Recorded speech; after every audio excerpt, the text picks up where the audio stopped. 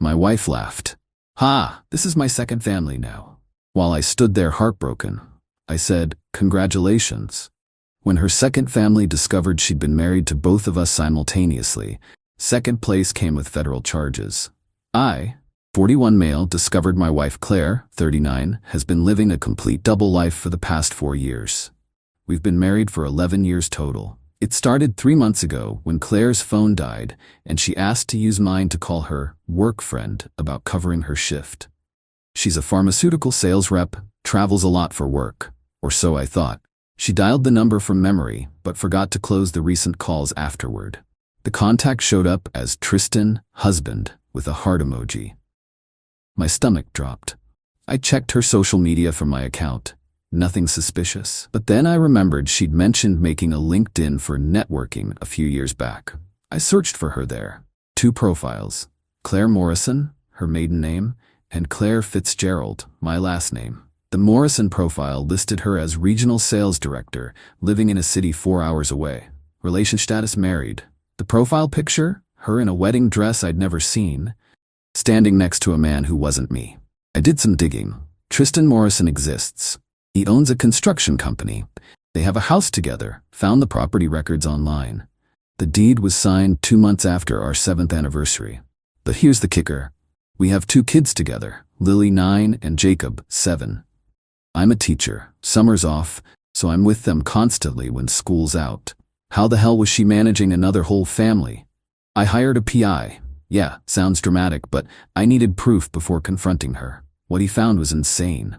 Claire had another identity entirely, different social security number, stolen from someone who died as a child. The PI figured this out through some database, different driver's license, the works. She'd been traveling for work 3 to 4 days a week. Those days, she was living with Tristan and their 2 kids, twins, age 3. The logistics were actually brilliant. She'd leave Monday morning for sales calls, spend Monday, Wednesday with family number 2, then come home Wednesday night, claiming exhaustion from travel. Fridays were her admin days, working from home with us. Every other weekend she had regional meetings, really just spending weekends with them. She'd been collecting 2 insurance policies, 2 sets of tax benefits, everything. The woman was living completely separate lives. I sat on this information for 2 weeks, documenting everything. Downloaded her LinkedIn profiles, got copies of the property records, the PI's full report. I even drove to Tristan's house one Tuesday and saw her car in the driveway. Took pictures. Last Sunday she was in the kitchen making breakfast, laughing at something on her phone. I asked what was funny. "Oh, just Tristan sent me a video of the twins trying to sing happy birthday to his mom.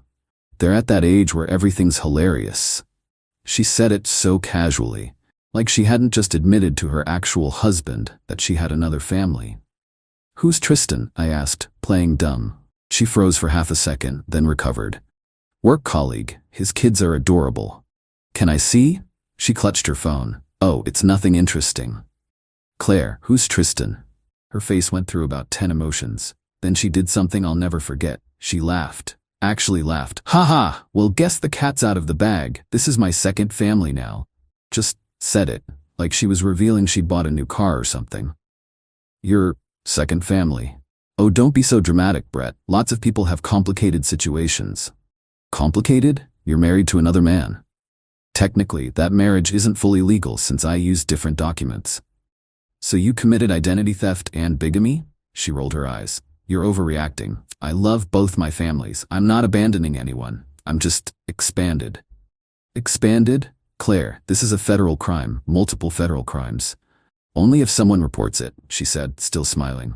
"And why would you do that? Think of Lily and Jacob. Do you want their mother in prison?" The entitlement, the complete lack of remorse. She genuinely thought she'd done nothing wrong. "Does Tristan know about us?" "Of course not. He thinks I'm a regional director who travels for work." "So you're lying to both of us." "I'm maintaining 2 households. It's exhausting, actually. You could be more appreciative." I walked out, took the kids to my mother's house and told Claire we needed space. She sent me dozens of texts about how I was being closed-minded and breaking up our family over nothing. Update 1. I contacted Tristan. "I know some of you said not to, but the man deserved to know. I sent him an email with all the evidence. My marriage certificate, family photos spanning 11 years, everything. He called me within an hour. The man was destroyed. He thought Claire was his soulmate. They'd been married for 4 years, had twins together, were trying for another kid. She's at a conference in Denver this week, he said. No, she's not. She's at home with me and our kids. Well, was. I kicked her out 3 days ago. We compared notes, the stories she told, the elaborate lies. She had fake business cards, a fake LinkedIn with fake colleagues who'd endorse her skills. She'd created an entire fictional career. Tristan was more angry than hurt. I'm gonna destroy her, he said. Get in line, I told him. We agreed to coordinate. Both file police reports. Both file for divorce annulment, share evidence. Then Claire made everything worse. She showed up at my school. During my lunch break, in front of other teachers, she started this whole performance about how I was having a mental breakdown and making up stories about her having another family. Brett's been under a lot of stress, she told my colleague Diane. He's invented this whole conspiracy theory about me having another husband. I'm worried about his mental health. I pulled out my phone and showed Diane the photo of Claire in a wedding dress with Tristan. This conspiracy theory? Claire's mask slipped. That's from a commercial shoot I do modeling sometimes. A commercial shoot where you signed a marriage certificate? She grabbed my arm, hard. We need to talk privately. No, Claire, we're done talking. She started crying then. Big dramatic tears. How can you do this to our children? They need their mother. They need a mother who isn't a criminal. That's when she snapped. You think you're so perfect, so righteous? I gave you 11 years. I gave you 2 beautiful children, and this is how you repay me? You gave me half of 11 years, the other half you gave to Tristan. I worked my ass off maintaining both families. Do you know how exhausting it is keeping everyone happy?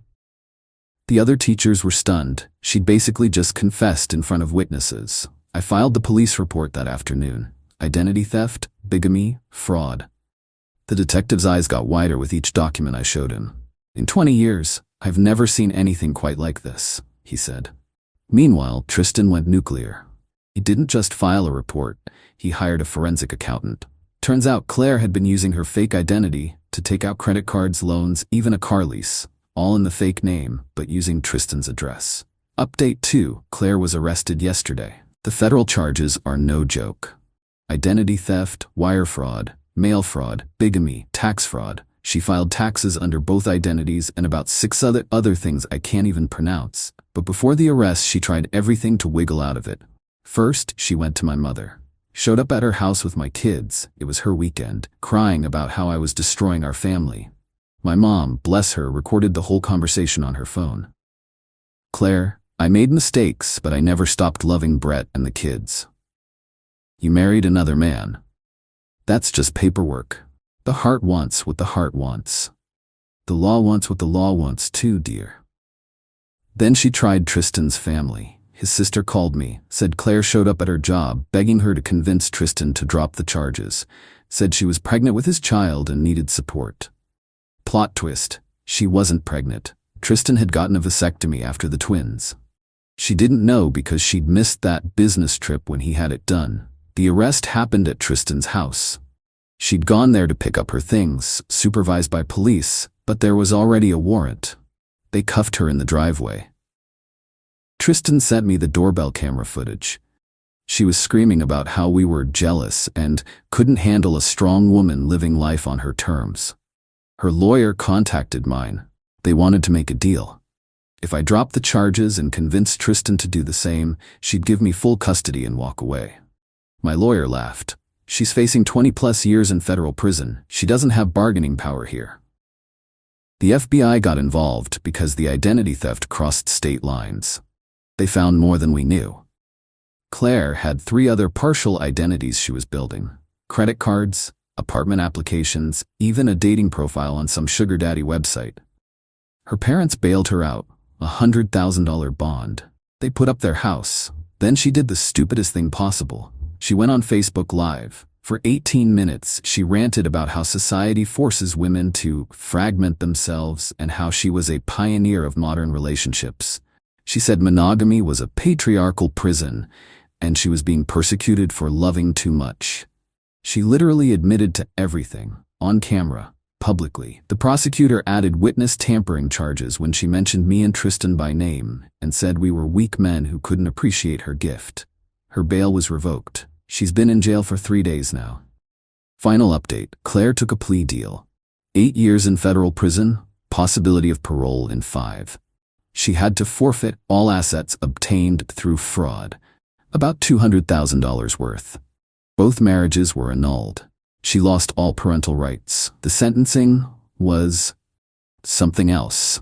She showed up in court wearing this conservative outfit, trying to look like a suburban mom. Her lawyer painted her as a woman who got in over her head and made poor choices from a place of love. Then the prosecutor played her Facebook Live video. The judge actually shook his head. "Miss Claire, in 30 years on the bench, I've seen a lot of creative criminal enterprises. Yours takes the cake for sheer audacity." Claire stood up to make her statement. No apology? None. Instead, she said, "I refuse to apologize for trying to have it all. Men have mistresses and second families all the time. I simply formalized the arrangement. My only crime was loving too much and trying to make everyone happy." The judge added 6 months to her sentence for lack of remorse. "Tristan and I have become weird friends through this. We meet for beer sometimes, compare notes on healing from this insanity. His twins don't really remember her. They're young enough. My kids are in therapy.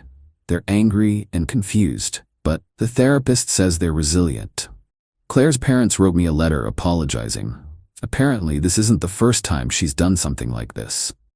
In college, she was simultaneously engaged to 3 different men, taking money from all of them for wedding planning.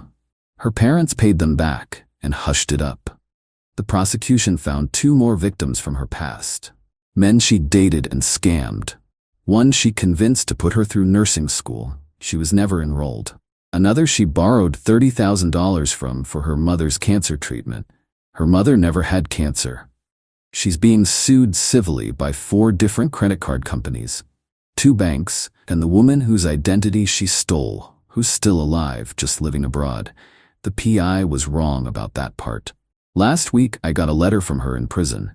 She wants me to put money in her commissary account because the food is terrible and you know I have dietary restrictions. The entitlement.